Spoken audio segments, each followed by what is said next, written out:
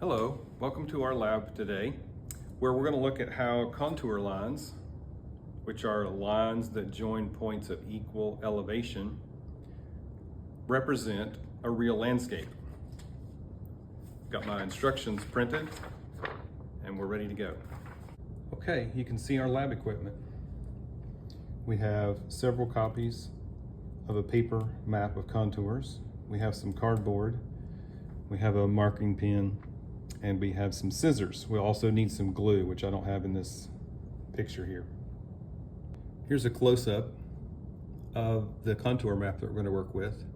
This is the New River Gorge National Park in West Virginia, and it shows steep terrain.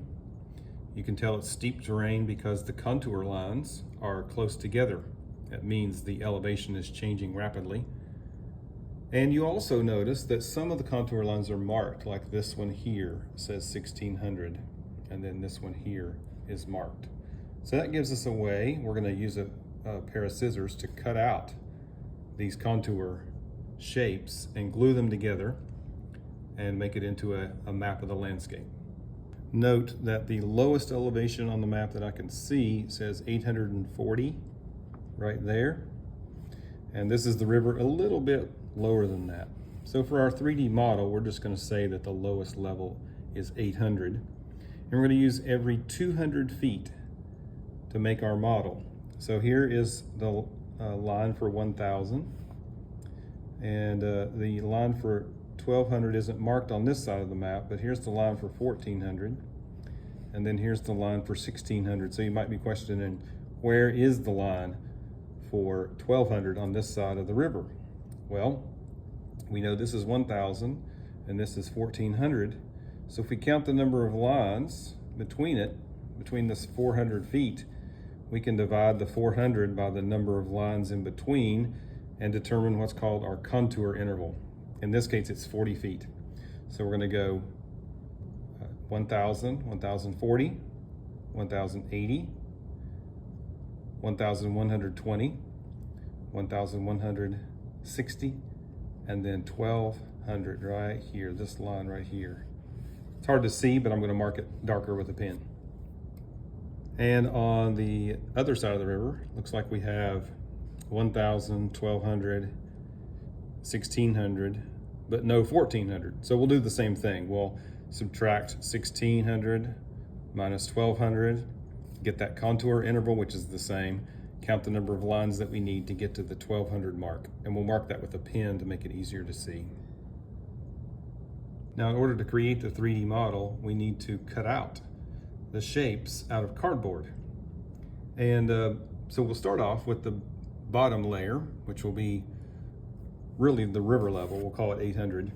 And we'll cut this out, and then we'll cut the rectangle out of a sheet of cardboard you get from a box, maybe from Amazon or whatever. I've already done that, and you can see here I've got several of these. Why do I have several? Well, I'm going to need one as the 800 level contour. Then I'm going to cut up one at the 1,000 contour mark. Then I'm going to cut another one along the 1,200 contour marks, and then another one at the 1,400 and another one at the 1,600. So I need a total of 5 paper copies, and that's going to give me 5 rectangles that are going to be cut into shapes for the elevation. So I'm going to cut one. This will be the bottom. All right, that'll be the base of my model. Now notice that I have marked the 1,000 contour in dark with a marker, and I'm going to cut that shape out. This is a bit easier to cut because we've got paper. So essentially what I've done is cut out this part of the landscape that is lower than 1,000 feet. Now I need to cut out this 1,000 foot shape, which I'll mark with a pen and then use my scissors to cut out.